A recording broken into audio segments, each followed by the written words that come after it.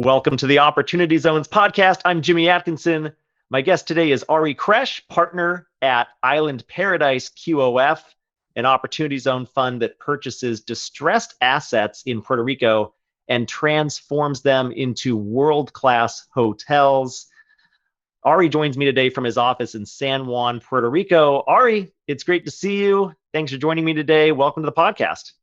Well, it's great to be part of it and to feel all the energy that is centering around Puerto Rico. Yeah, Puerto Rico has been the focus of several of my podcast episodes to date. We've had several guests from Puerto Rico join the show over the last several years, and it really is an incredible story what's happening in Puerto Rico, and just the fact that for those who may be new to Opportunity Zones, almost the entire island of Puerto Rico falls within an opportunity zone. It's a special case down there. Congress gave them a special exemption to the normal 25% rule and allowed all of the island's low-income census tracts to be designated as opportunity zones in an effort to help the island recover economically from the destruction that was brought on by Hurricane Maria and some subsequent earthquakes over the last few years, right around the time that opportunity zones were getting enacted. So today, Ari, I want to discuss with you first and foremost about how you're able to find value in Puerto Rico's opportunity zones. That's the title of today's episode. How would you characterize the value that you're able to find on that island of Puerto Rico? Ari, you're down there right now. How do asset values compare to comparable assets on the mainland?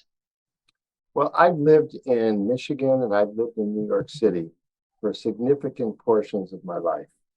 And the comparison doesn't exist. You know, when you go into risky neighborhoods, you know, you will expect to get a better return on investment.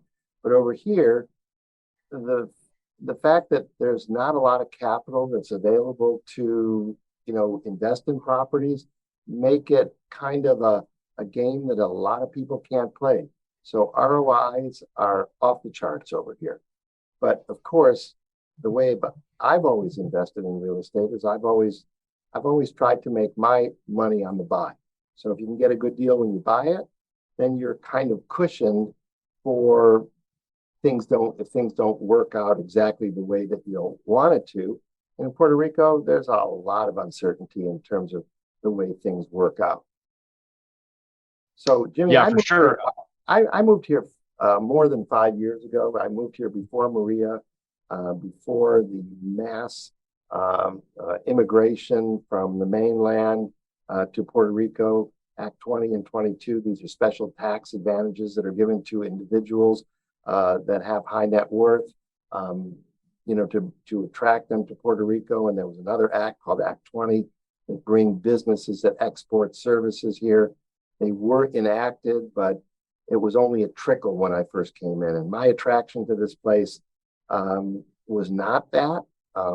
It was icing on the cake. My attraction to Puerto Rico was the people are spectacular. The island is out of control, beautiful. It's, you know, it's got mountains, it's got beaches, it's got arid areas, it's got rainforests, it's got everything that you can imagine, plus the warmest people in the world. And that's what attracted me here. And then as time went on, you know, more people started coming, and people started coming here to vacation, and they just did not have a very developed tourism, you know, properties. And so the demand was way higher than the supply, and people were renting out their apartments. They were renting out anything they can get their hands on an Airbnb. They fill them up, and the rates were out of control. So that's what got me interested in pretty much liquidating anything that I had outside of Puerto Rico and just putting all my eggs in Puerto Rico, because you can have a diversified portfolio in Puerto Rico. Yeah, that's great, Ari. I mean, Puerto Rico seemed to be a really great, a very well-kept secret for a really long time. And I think more and more people, especially within the opportunity zone world, are kind of figuring out that Puerto Rico is a pretty special place to be and a special place to develop. There's some challenges that go along with developing. And I want to get into those challenges and how they relate to the opportunities in a minute. But first, Ari, I want to zoom out and I want to get your story. Ari, I want to hear more about you, Ari Kresh, how you initially built up your career. You're the founder of 1-800 Law Firm, in addition to all of what's going on with you on the island of Puerto Rico right now and the developments you have going on.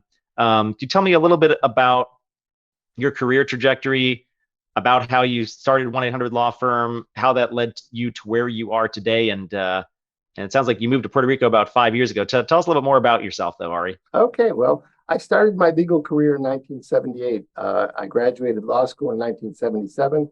I moved to New York City. I worked for the Legal Aid Society for a couple of years. I didn't know anybody in New York, and nobody would give me a break. It was tough to get a job. I didn't go to one of the top tier schools, so I decided to open up my own practice, and I became a self-educated marketing guru.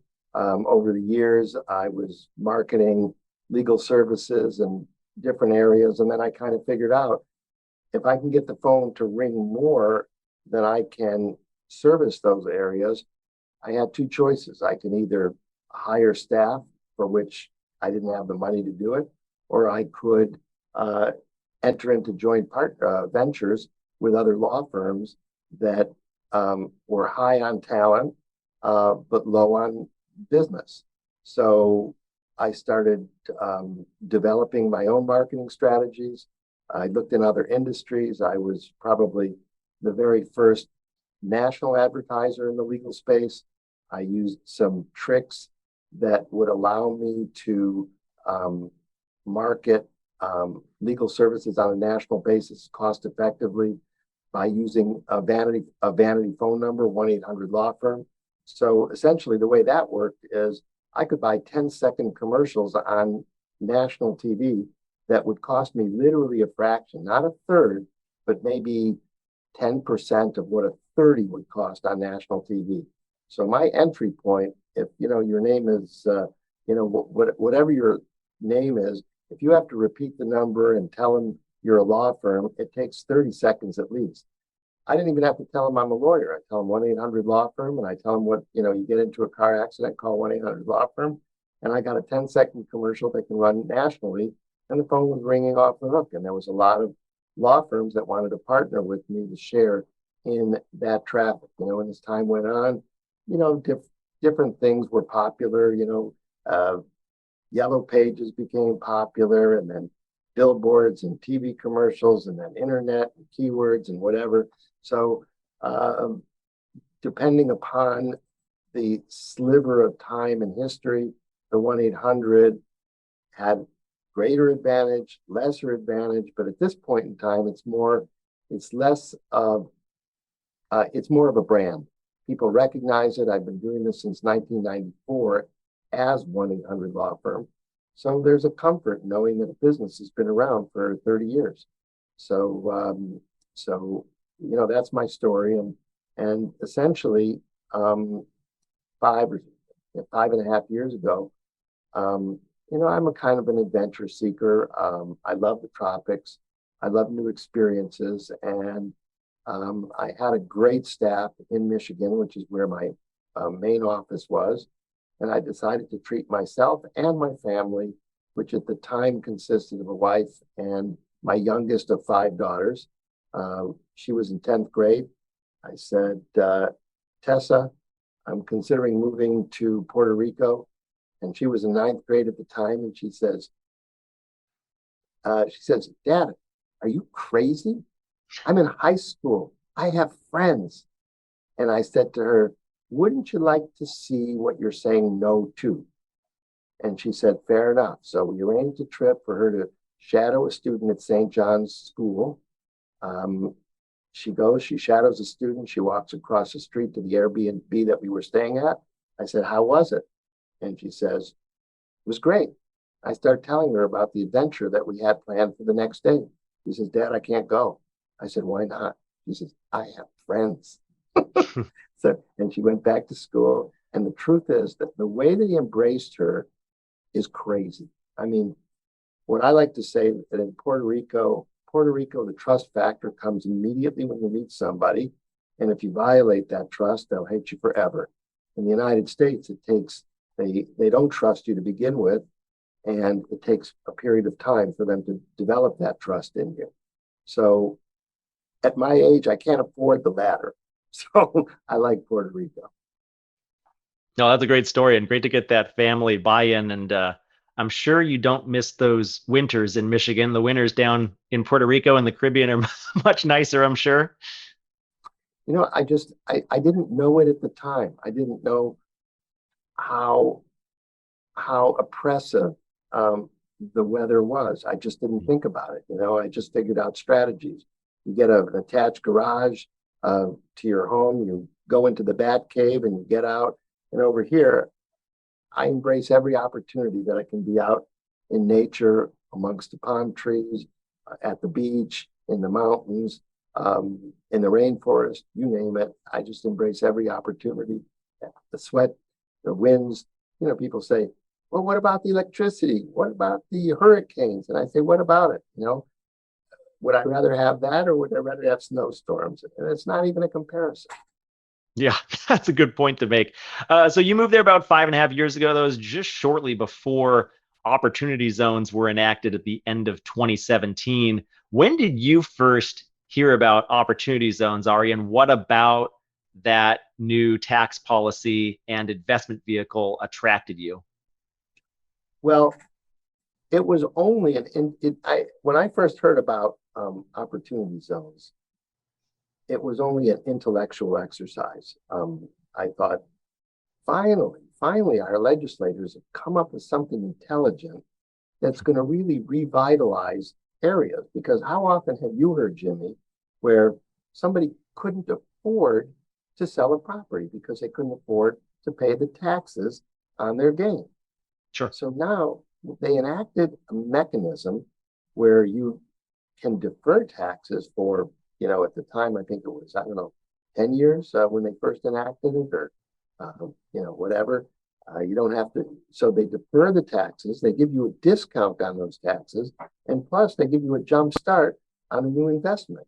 So they encourage investment in economically depressed areas. And they give you an opportunity to allow properties that maybe need to be put in the hands of others. So I thought it was a great thing conceptually, but it didn't even occur to me that I would ever get involved in that stuff until I saw some of the beautiful properties here in Puerto Rico. And I said, I can trade up. I can trade my properties in Michigan for over here and participate in this game.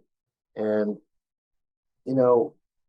it has been a really fun game. To me, I love beautifying this area.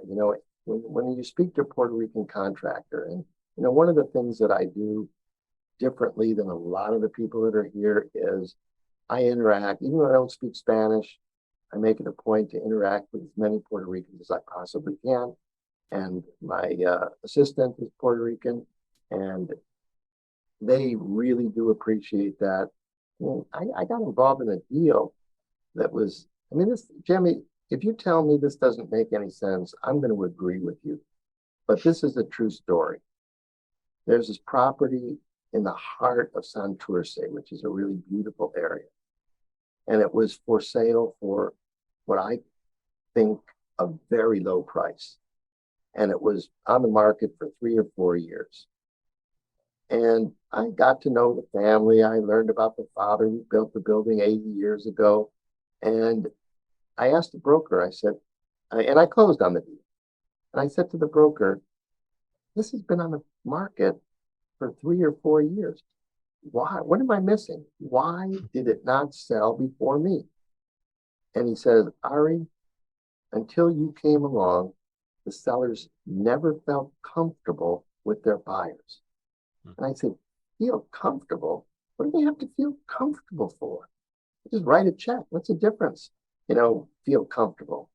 And he says, welcome to Puerto Rico. That's interesting. So part of it is just you having that Ari, you're a likable guy. You got a likable personality. You like interacting with the local Puerto Rican people down there on the island. I think you've been able to build that trust, as you mentioned in the first part of our conversation today. I think that's great. What there are some challenges, right, to developing in Puerto Rico, to finding deals in Puerto Rico, to getting construction done on the island. Can you speak to some of the challenges that you've encountered in some of the deals that you've done in Puerto Rico over the last couple of years? Yes. The one thing that Puerto Ricans don't really um, like so much is arrogance. You know, Americans coming over here and knowing better than they do and telling them what to do. So there's a certain element of humility that comes along with working with contractors and people. So I think it's really, really super important to understand the human interaction is of paramount importance. When I speak to a contractor, I always try to do it in person. We try to get personal. Whenever I negotiate on the building, I always ask to speak directly to the owner and have a meeting. Never do that in the United States. Who cares? Nobody cares. But over here, they don't shun it. They say they embrace it every single time. And at these meetings, the weirdest conversations happen, you know, the meaning of life, what legacy they want to leave, why they're trying to sell it, you know, and all kinds of things come up. And I learn a lot. I love the stories as much as they love telling them.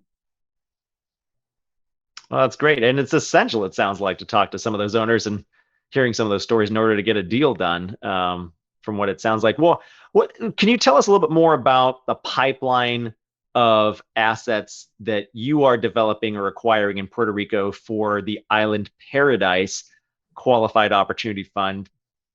What types of assets are you acquiring? And maybe you can give us an example or two of some of the assets that you're putting into the fund. All right. Well, the first thing I want to tell you is that if you really want to be successful, you have to kind of forget everything that you practice in the United States to find properties because they don't work over here. Um, you know, MLS is not very developed. You know, sometimes brokers will not cooperate with other brokers because they want to keep the commissions for themselves. The other thing is that the best deals do not happen from things that you discover on the internet. The best deals happen when you walk the streets, you look at a building, find out who the owner is, and you get involved in their story. And the reason that that's true is because, and I call it hair, there's hair on ownership on of a high percentage of the properties here. There are certain inheritance laws that make things a little bit complicated. So somebody dies, leaves over a property to their kid. There's no problem for the kid to live in that property. And then when the kid no longer lives in the property, maybe a nephew, a cousin of this or that. But in order for that property to be conveyed, there's a lot of work that needs to be done in assembling, you know, marriage certificates, affidavits of how many children that they had. And most people are intimidated by this process, and most people can't afford this. So one of the tools. I think sorry to interrupt. I think part of the problem also, from what I've heard, is some of the property record keeping systems in some of these municipalities in Puerto Rico haven't been modernized like we're used to seeing in the mainland United States. Is that right as well? Yeah. There's a lot of things that you can only find out by going over to the land records office. And Mhm. in a municipality like San Juan, depending upon where in San Juan that property is, you go to one of 3 or 4 offices. So it gets, it kind of, the difference between an efficient market and an inefficient market.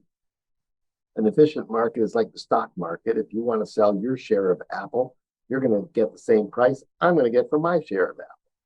But you're not going to get the same price for your building as I'm going to get for my building because I know how to market it better than you do. and I know how to access different markets. And most Puerto Ricans are not savvy enough to know how to market it, and it's up to an investor to learn how to enter that marketplace and how to assist sellers. And what I've done in a couple of my properties is, I have to, these sellers would never sell their property unless I can help them and hook them up with a lawyer that can do all the legal work that will allow them to convey the property. So I'm in the middle of one right now where, the deceased, they got married in China, they had their children in China, and they brought them over here, and whatever it is, it's a whole story. So you need translated documents, you need this, you need that, but it's all doable, and it's all doable for money. And if they're intimidated, they're not going to do it. But if they're reassured by a guy like me who will advance all those costs, then you can access opportunities that you never would. So those are the opportunities, those are the challenges. They're kind of mixed together. I forget whether it's Chinese or something else. The word for opportunity and challenge is the same thing. And, the greater the challenge, the more I'm attracted to it, especially here in Puerto Rico, because they're good people. They're honest people. They're hardworking people, and they're soulful people. They connect with you. So it's fun. It's not like you have to, it's not like, other parts of the world where they survive by lying, cheating, stealing, and getting it, one up on you. Over here, it's fun.